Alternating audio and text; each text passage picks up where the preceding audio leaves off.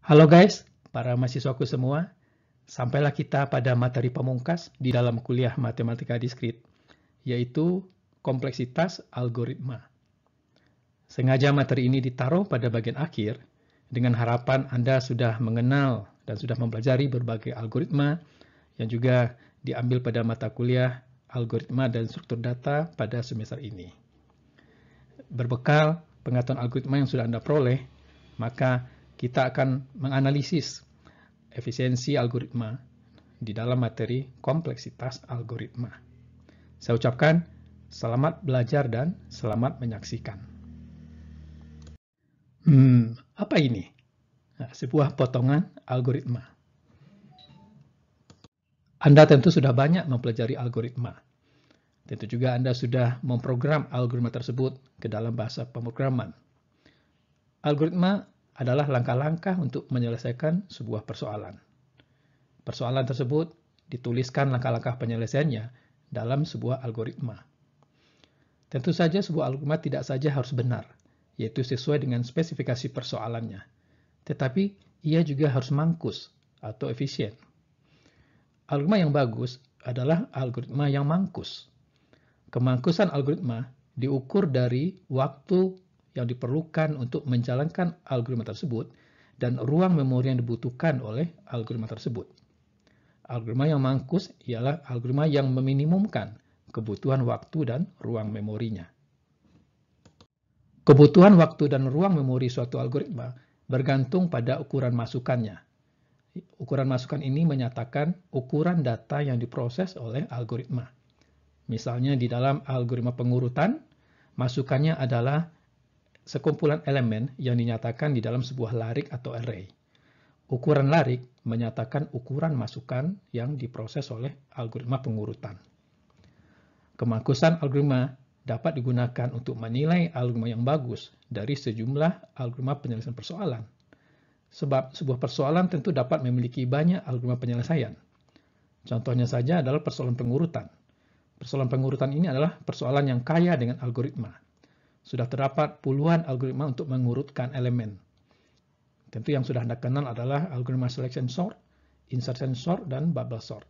Sebenarnya masih banyak lagi algoritma pengurutan yang lain, yaitu shell sort, tree sort, quick sort, merge sort, dan sebagainya.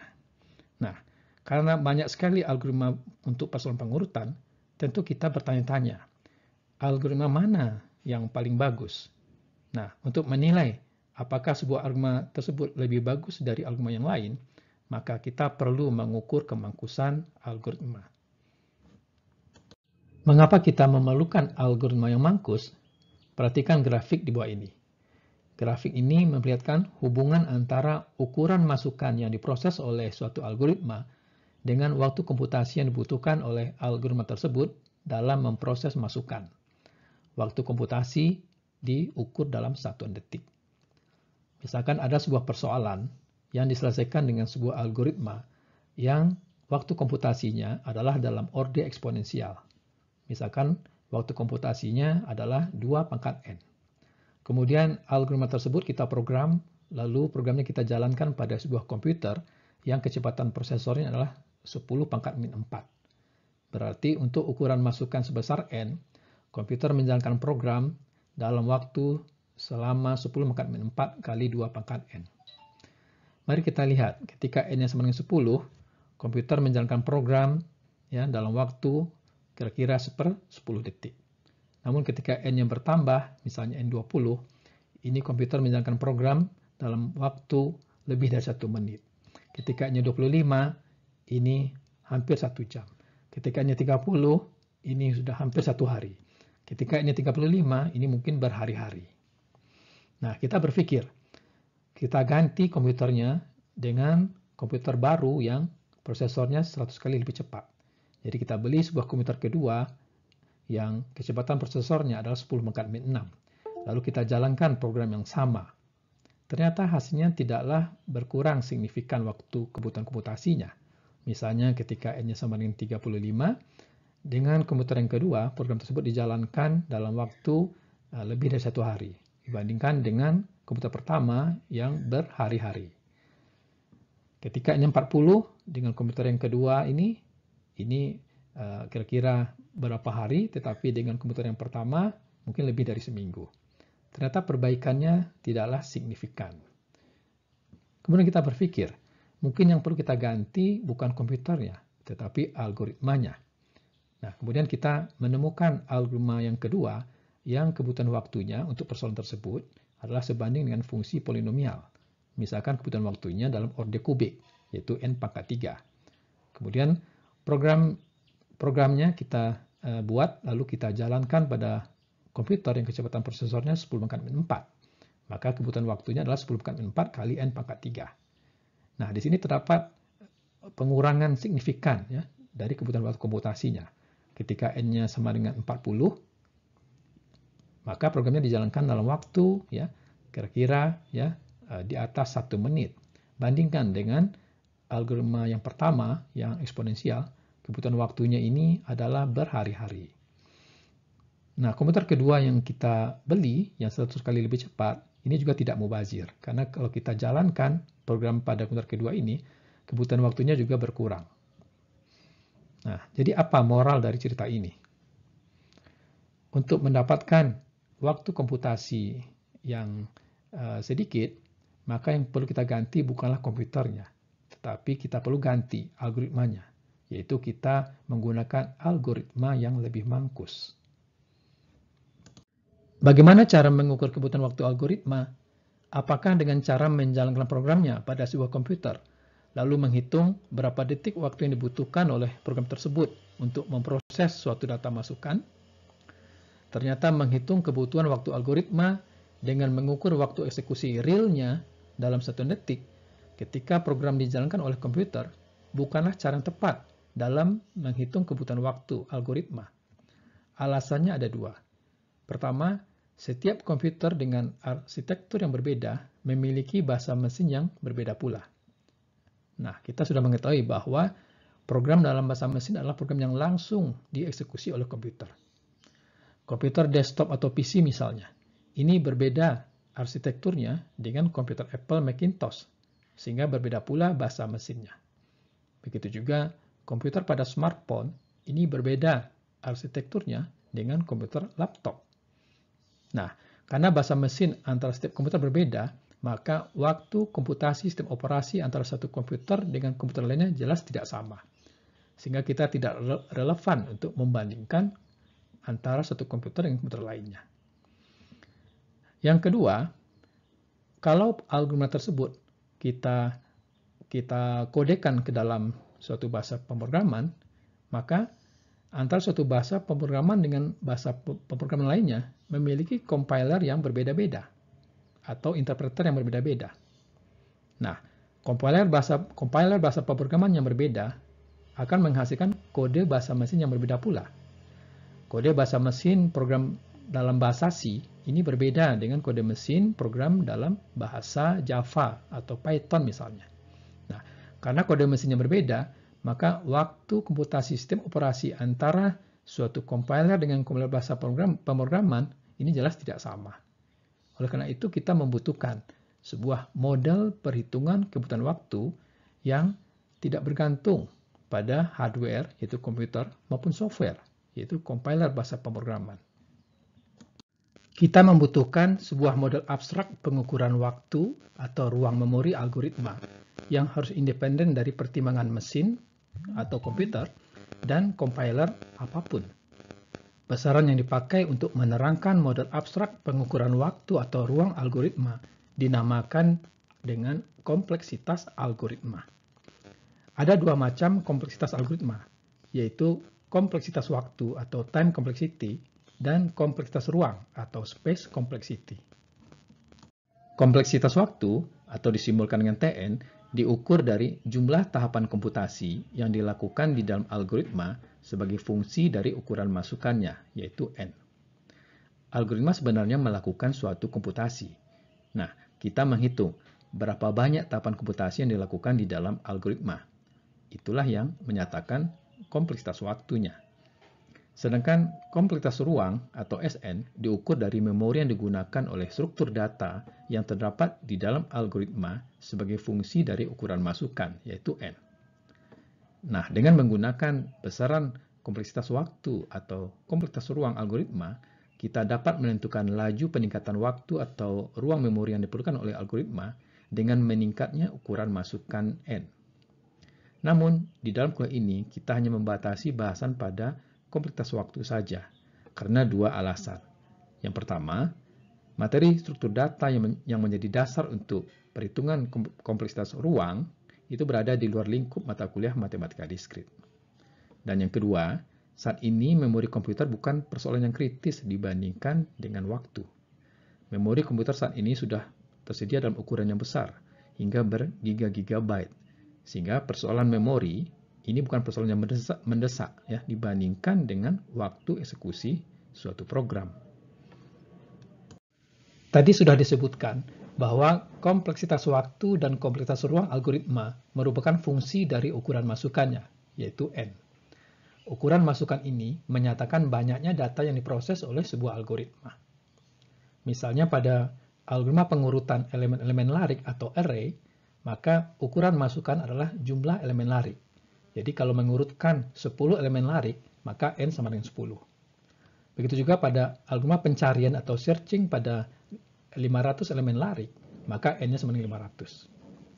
Pada persoalan TSP, yaitu Traveling Salesperson Problem, maka algoritma TSP pada sebuah graf lengkap dengan 100 simpul, di sini N-nya sama dengan 100. Sedangkan untuk mengalihkan dua buah matriks yang berukuran 50 kali 50, maka di sini N-nya kita nyatakan adalah 50. Pada algoritma untuk menghitung polinom dengan derajat kecil sama dengan 100, maka N-nya sama dengan 100. Namun, dalam perhitungan kompleksitas waktu, ukuran masukan dinyatakan sebagai variabel N saja.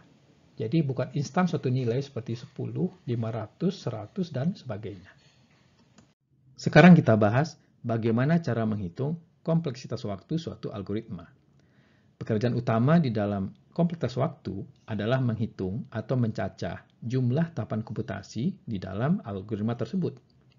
Jumlah tahapan komputasi dihitung dari berapa kali suatu operasi dilakukan sebagai fungsi dari ukuran masukan, yaitu N. Di dalam sebuah algoritma, terdapat banyak sekali jenis operasi yang ada.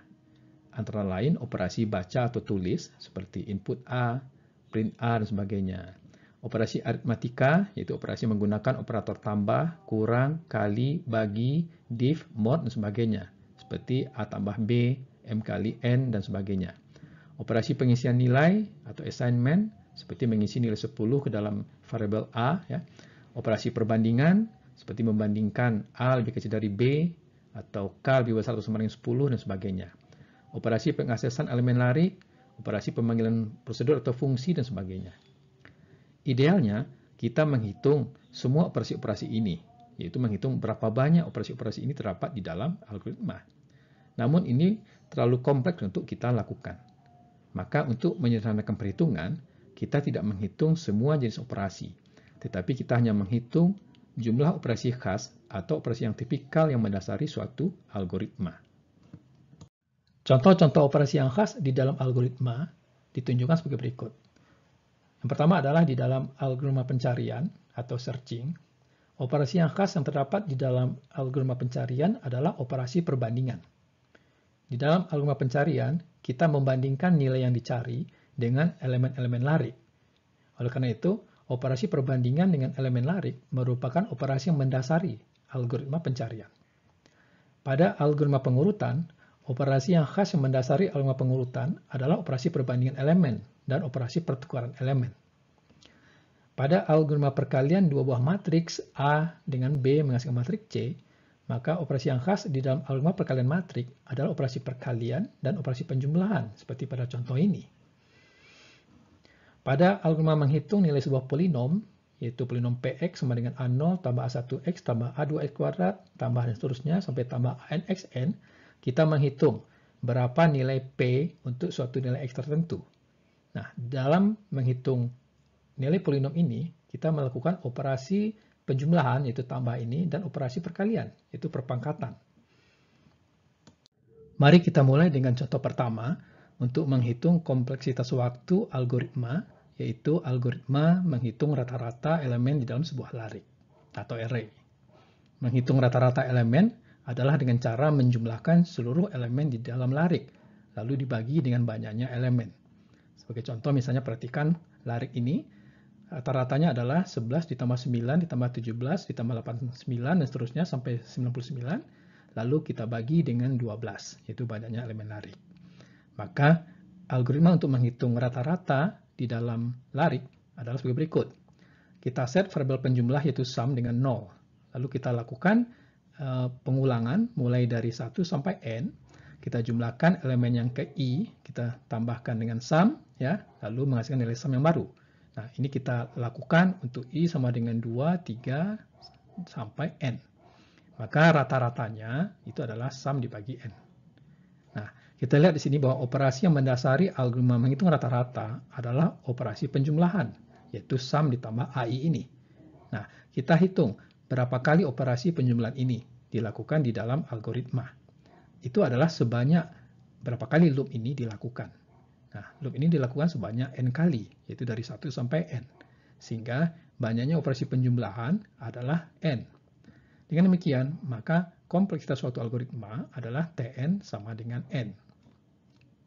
Contoh kedua adalah algoritma untuk mencari elemen terbesar atau elemen maksimum di dalam sebuah larik yang berukuran n elemen.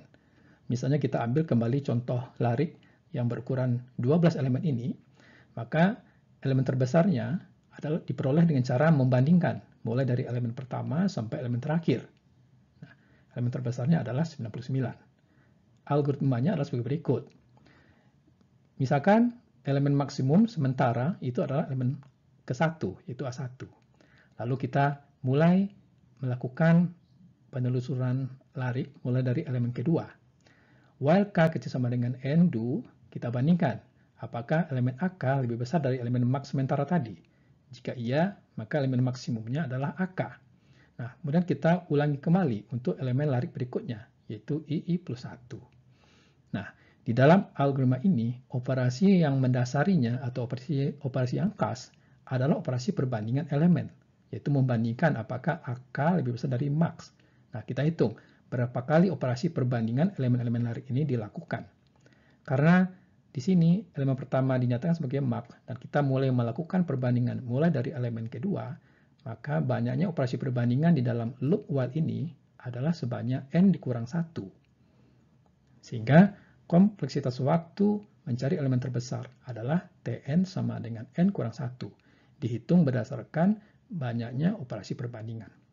Nah, perhatikan bahwa kompleksitas waktu ini tidak bergantung kepada komputer yang digunakan maupun bahasa pemrograman yang digunakan. Jadi, kalau dijalankan pada komputer Apple, pada komputer desktop, pada komputer laptop, maka jumlah operasi perbandingannya selalu sama, yaitu sebanyak n kurang 1. Dan kalau diprogram dengan bahasa C, bahasa Java, bahasa Python, sebagainya, jumlah perbandingannya selalu sama dengan n-1. Nah, inilah yang disebut dengan model abstrak perhitungan waktu yang independen dari pertimbangan komputer atau mesin, ya, dan pertimbangan compiler bahasa pemrograman. Kompleksitas waktu algoritma dapat dibedakan menjadi 3 macam. Pertama adalah kompleksitas waktu untuk kasus terburuk atau worst case. Ini dilambangkan dengan notasi T max n. Ini menyatakan kebutuhan waktu maksimum yang diperlukan oleh algoritma. Kedua adalah kompleksitas waktu untuk kasus terbaik atau best case. Ini dinyatakan dengan T min n. Ini merupakan kebutuhan waktu minimum yang diperlukan oleh algoritma. Dan di antara keduanya terdapat kompleksitas waktu untuk kasus rata-rata atau average case. Ini dilambangkan dengan T AVGN yang menyatakan kebutuhan waktu secara rata-rata. Sebagai contoh, tinjau algoritma sequential search atau linear search pada sebuah larik integer. Tentu kalian masih ingat, algoritma pencarian sequential search itu melakukan perbandingan mulai dari elemen pertama sampai ditemukan elemen yang dicari atau sampai seluruh elemen ini habis atau sudah diperiksa. Jadi, misalnya kita akan mencari apakah terdapat 54 dalam larik ini. Kita mulai bandingkan dengan elemen pertama, yaitu di sini 17, Kalau 17 sama dengan 54 berarti ditemukan. Nah, kalau tidak sama kita coba pada elemen kedua. Ya, kalau tidak sama elemen ketiga. Begitu seterusnya sampai ditemukan di sini ya elemen bernilai 54. Nah, kalau tidak ditemukan kita harus meneruskan perbandingan sampai elemen yang terakhir. Maka algoritmanya adalah sebagai berikut. Kita mulai dari elemen pertama yaitu K1, kemudian kita gunakan sebuah variabel boolean yaitu ketemu di sini kita set dengan false. Kemudian kita mulai melakukan pencarian ya mulai dari elemen pertama ini ya sampai ditemukan atau sampai seluruh elemennya habis. Nah, kita lakukan perbandingan ya. Jadi misalkan elemen yang kita cari adalah X. Nah, apakah if AK sama dengan X? Kalau iya, berarti ketemu. Berarti kita set dengan true. Kalau tidak sama, maka kita periksa elemen berikutnya, yaitu K plus 1. Begitu seterusnya. Ya. Dan loop while ini akan berhenti jika ketemu ini bernilai true atau seluruh elemennya sudah habis, yaitu sudah melewati n. Nah, jika ketemu ya atau ketemu sama dengan true, berarti X ditemukan. Maka kita outputnya sini adalah indeks ya, posisi elemen X tersebut ditemukan itu pada posisi K. Kalau tidak ditemukan atau tidak terdapat dalam larik, maka indeks ini atau indeks ini kita isi dengan nilai -1 yang menyatakan X tidak ditemukan. Kita akan menghitung kebutuhan waktu algoritma sequential search berdasarkan banyaknya operasi perbandingan yang dilakukan di dalam algoritma. Jumlah operasi perbandingan yang terdapat di dalam algoritma sequential search dapat dibagi menjadi 3 kemungkinan kasus. Kasus terbaik adalah jika elemen yang dicari terdapat pada elemen pertama, yaitu apabila A1 sama dengan X. Maka di sini hanya dibutuhkan satu perbandingan saja, sehingga T min N-nya sama dengan 1.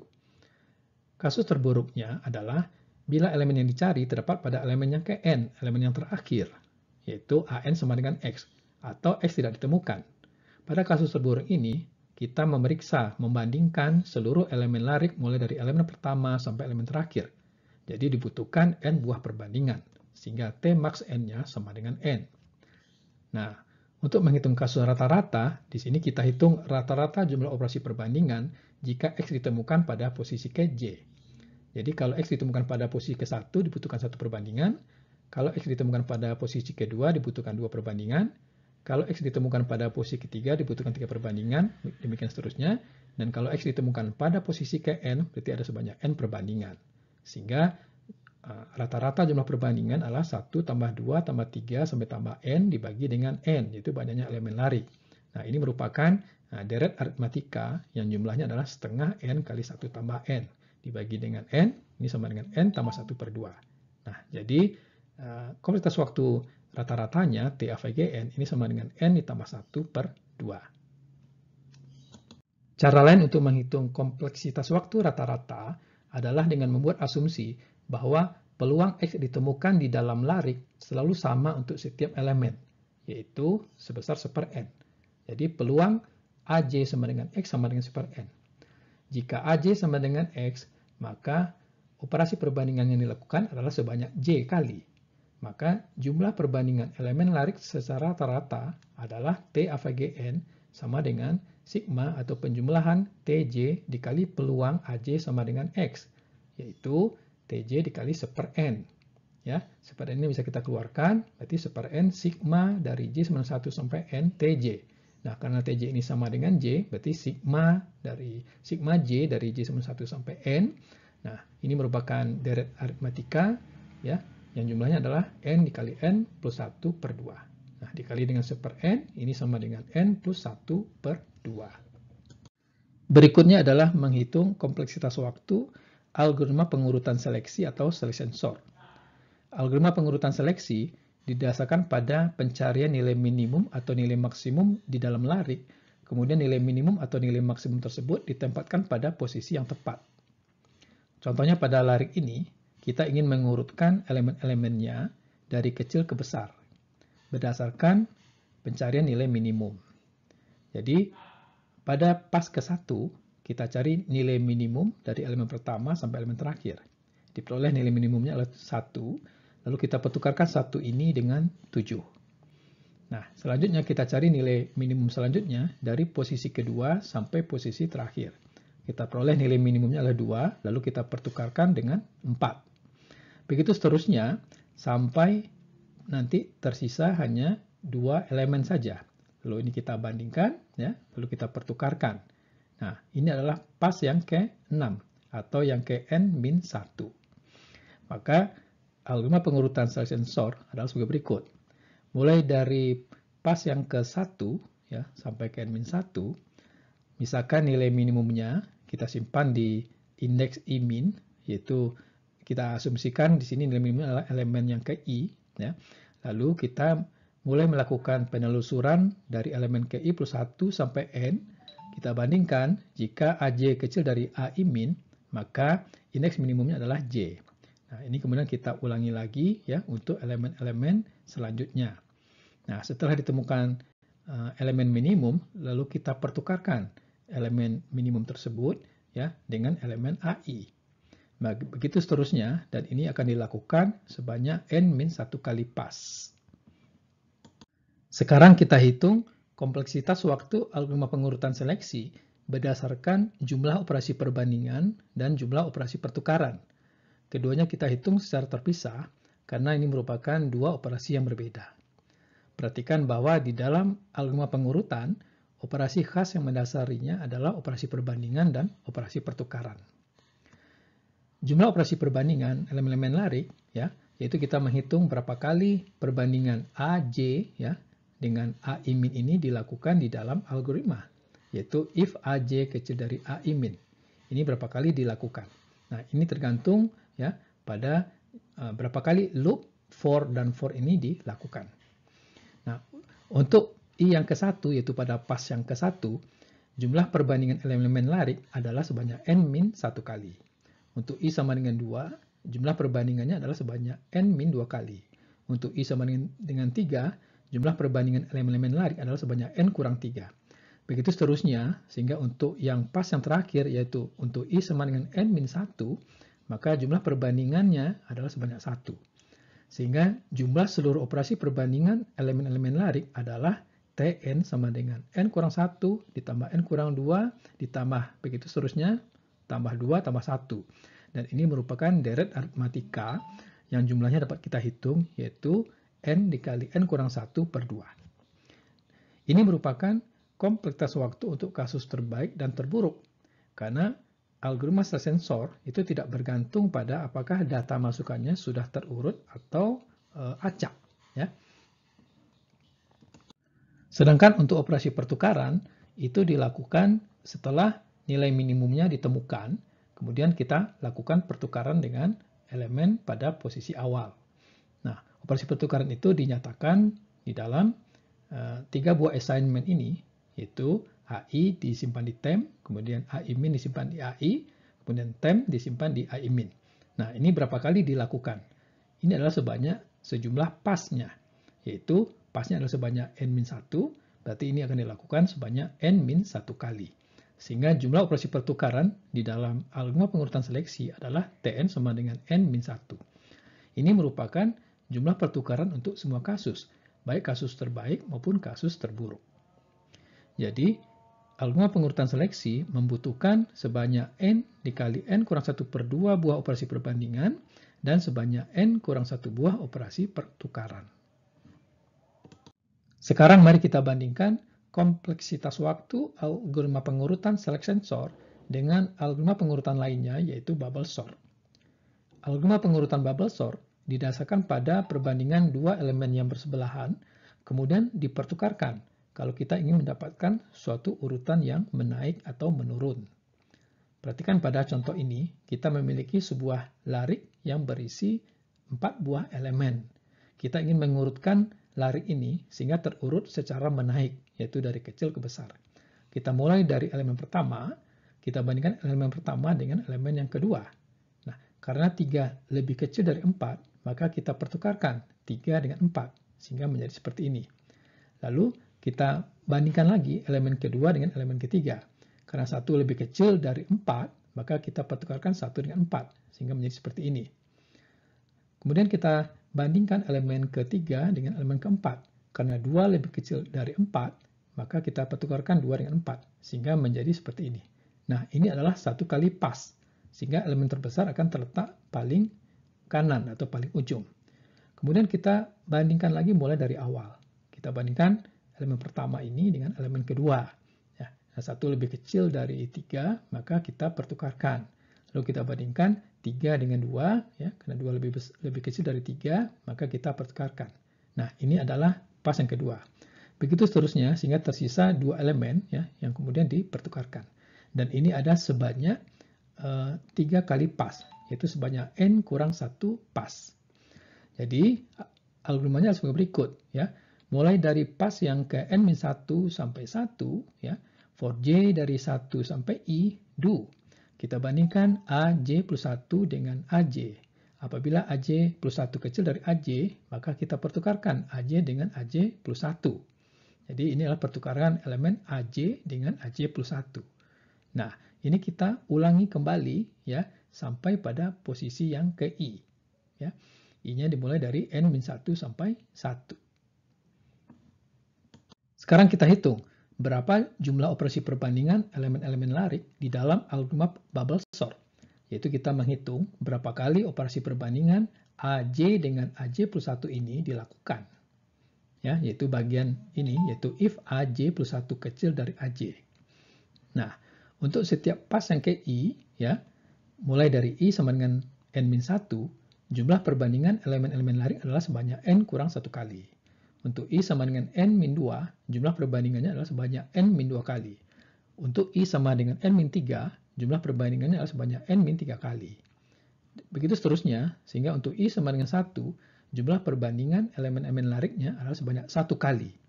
Maka jumlah seluruh operasi perbandingan elemen-elemen larik adalah Tn sama dengan n-1 ditambah n-2 ditambah dan seterusnya hingga ditambah 2 ditambah 1 yang merupakan suatu deret aritmatika yang jumlahnya adalah sebanyak n dikali n-1 per 2. Nah, ini merupakan kompleksitas waktu untuk kasus terbaik maupun yang terburuk karena algoritma bubble sort tidak bergantung pada apakah data masukannya sudah terurut atau acak. Nah, dapat kita lihat di sini bahwa jumlah operasi perbandingannya sama dengan jumlah perbandingan di dalam selection sort. Untuk menghitung jumlah operasi pertukaran, kita harus menghitung berapa kali operasi pertukaran elemen-elemen larik dilakukan, yaitu menghitung berapa kali, ya, 3 buah assignment ini dilakukan. Ya. Jumlah operasi pertukaran di dalam bubble sort hanya dapat dihitung pada kasus terbaik dan kasus terburuk. Kasus terbaiknya adalah tidak ada pertukaran yang dilakukan, yaitu jika kondisi if aj plus 1 kecil dari aj ini bernilai false. Kasus terbaik ini terjadi apabila semua elemen lariknya pada awalnya sudah terurut menaik. Sehingga pada kasus terbaik, jumlah perbandingannya adalah sebanyak 0 kali. Pada kasus terburuk, yaitu jika kondisi if aj plus 1 kecil dari aj ini bernilai true, maka pertukaran elemen selalu dilakukan. Jadi jumlah operasi pertukaran elemen pada kasus terburuk sama dengan jumlah operasi perbandingan elemen-elemen larik, yaitu T max n itu sama dengan n-1 ditambah n-2, begitu seterusnya, ditambah 2 ditambah 1, yang jumlahnya sama dengan n dikali n-1 per 2. Jadi, algoritma pengurutan bubble sort membutuhkan n dikali n-1 per 2 buah operasi pertukaran. Ini lebih banyak daripada algoritma selection sort. Dengan demikian, kita dapat menyimpulkan bahwa secara keseluruhan, bubble sort lebih buruk daripada selection sort, karena jumlah operasi pertukarannya lebih banyak dibandingkan dengan selection sort. Selanjutnya, diberikan 2 soal latihan yang juga disertai dengan jawabannya. Soal yang pertama adalah, hitung kompleksitas waktu algoritma berikut ini berdasarkan jumlah operasi perkalian. Algoritma ini melakukan perkalian X dengan I-nya dari 1, 2, sampai J, yang dalam hal ini, J-nya selalu berkurang, yaitu J dimulai dari N, kemudian J berkurang menjadi setengahnya, N per 2, kemudian berkurang lagi menjadi setengahnya, yaitu N per 4, begitu seterusnya hingga J sama dengan 1. Hasil perkalian disimpan di dalam peubah jumlah. Algoritmanya sebagai berikut. Di sini J diawali dengan nilai N, kemudian while J besar sama dengan 1, do, ya, lakukan perkalian X dengan I ini sebanyak J kali, yaitu dimulai dari I1 sampai J, ya, X dikali I, kemudian simpan di X. Nah, setelah dilakukan perkalian ini sebanyak J kali, kemudian J ini dibagi dengan 2, ya, J div 2, lalu simpan lagi di J. Begitu seterusnya dan diulang lagi ini, ya, dan ini akan diulang sampai nantinya J ya lebih kecil dari 1. Kemudian hasil perkaliannya disimpan dalam peubah jumlah. Jawabannya adalah sebagai berikut. Perhatikan kembali algoritmanya. Di sini J, nilai awalnya adalah N. Nah, karena J lebih besar dari 1, maka loop for ini akan dilakukan dari 1 sampai J. Berarti dari 1 sampai N. Sehingga operasi perkalian X dikali I ini akan dilakukan sebanyak N kali. Nah, selanjutnya J berkurang nilainya menjadi J dibagi dengan 2. Nah, tadi nilai J awalnya N, lalu N dibagi dengan 2 berarti N per 2. Sehingga loop for ini akan dilakukan dari 1 sampai N per 2. Berarti ini akan dikerjakan sebanyak N per 2 kali. Nah, dengan demikian kita mendapatkan pola sebagai berikut. Untuk J sama dengan N, jumlah operasi perkalian, yaitu operasi X dikali I ini, itu dilakukan sebanyak N kali. Untuk J sama dengan N per 2, dilakukan operasi perkalian sebanyak N per 2 kali. Untuk J sama dengan N per 4, operasi perkaliannya adalah sebanyak N per 4 kali. Demikian seterusnya hingga J sama dengan 1. Nah, untuk J sama dengan 1, jumlah operasi perkalian adalah sebanyak 1 kali. Nah, jumlah operasi perkalian seluruhnya adalah N ditambah N per 2 ditambah N per 4 ditambah dan seterusnya ditambah 2 tambah 1. Ini merupakan deret geometri dengan rasionya adalah setengah. Ya, jumlah seluruhnya adalah N dikali 1 dikurang 2 dipangkat 2 log N pangkat min 1 dibagi dengan 1 dikurang setengah. Ini sama dengan 2 dikali N dikurang 1. Jadi jumlah operasi perkaliannya adalah sebanyak 2N dikurang 2. Pada solatan yang kedua, di bawah ini diberikan algoritma untuk menguji apakah dua buah matriks A dan B yang masing-masing berukuran N itu adalah sama. Dua buah matriks dikatakan sama apabila elemen-elemen yang bersesuaian posisinya sama. Nah, ini dinyatakan dalam fungsi sama matriks sebagai berikut. Yang parameter inputnya adalah matriks A dan B ya, yang berukuran N. Dan fungsi ini memberikan suatu nilai boolean ya, true atau false. True jika A sama dengan B, false jika A tidak sama dengan B. Nah, di sini dilakukan pengulangan ya, mulai dari baris pertama ya, yaitu dari I1 sampai N, kemudian untuk setiap baris kita periksa mulai dari kolom ke-1 sampai kolom ke N. Jika AIJ tidak sama dengan BIJ, then return false, berarti matriksnya tidak sama. Nah, begitu seterusnya ya. Nah, pertanyaannya adalah apa kasus terbaik dan terburuk untuk algoritma ini? Lalu tentukan kompleksitas waktu terbaik dan terburuknya. Untuk soal yang A, kasus terbaik terjadi jika ketidaksamaan matriks ditemukan pada elemen pertama, yaitu pada elemen A1,1 tidak sama dengan B1,1.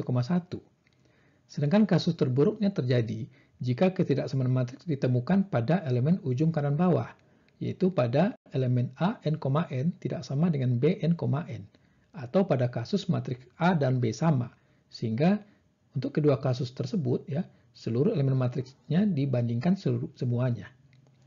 Pada kasus terbaik berarti hanya terjadi satu kali perbandingan, ya, sehingga T min n-nya sama dengan 1. Sedangkan pada kasus terburuk seluruh elemen matriksnya dibandingkan. Nah, karena matriksnya berukuran n kali n, berarti seluruh elemen matriks adalah sebanyak n kuadrat, sehingga jumlah perbandingannya adalah sebanyak n kuadrat. Ini merupakan T max n, yaitu sama dengan n kuadrat. Sebagai latihan mandiri, diberikan 6 soal latihan berikut. Silakan Anda kerjakan dan tulis jawabannya. Soal nomor 1, diberikan matriks persegi yang berukuran n kali n. Hitunglah kompleksitas waktu untuk memeriksa apakah matriks tersebut merupakan matriks simetri terhadap diagonal utama. Soal yang kedua, berapa kompleksitas waktu untuk menjumlahkan matriks A dan B yang keduanya berukuran n kali n.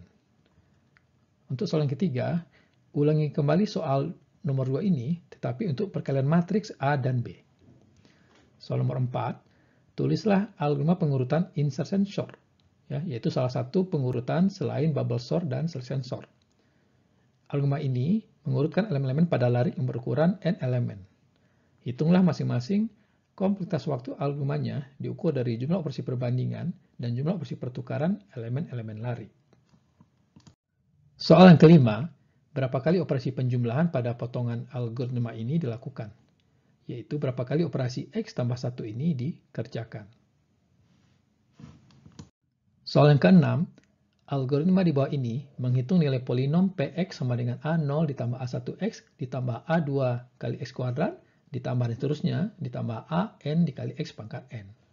Yaitu dinyatakan dalam fungsi P sebagai berikut. Hitunglah berapa banyak operasi perkalian dan berapa banyak operasi penjumlahan yang dilakukan oleh algoritma ini. Kemudian, algoritma untuk menghitung polinom yang lebih baik dapat dibuat dengan menggunakan metode Horner, yaitu metode perkalian bersarang.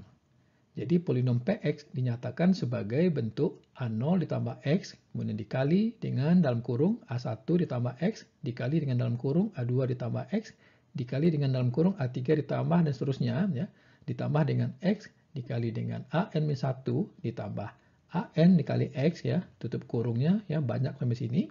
Nah, ini dinyatakan algoritmanya dalam fungsi P2 sebagai berikut. Nah, hitunglah berapa banyak operasi perkalian dan berapa banyak operasi penjumlahan yang dilakukan oleh algoritma ini. Lalu bandingkan, mana yang terbaik? Apakah algoritma P atau algoritma P2? Dihitung dari jumlah operasi perkalian dan operasi penjumlahan. Demikianlah materi kompleksitas algoritma bagian pertama. Nanti kita lanjutkan pada video bagian kedua. Terima kasih atas perhatiannya dan saya ucapkan selamat belajar. Wassalam.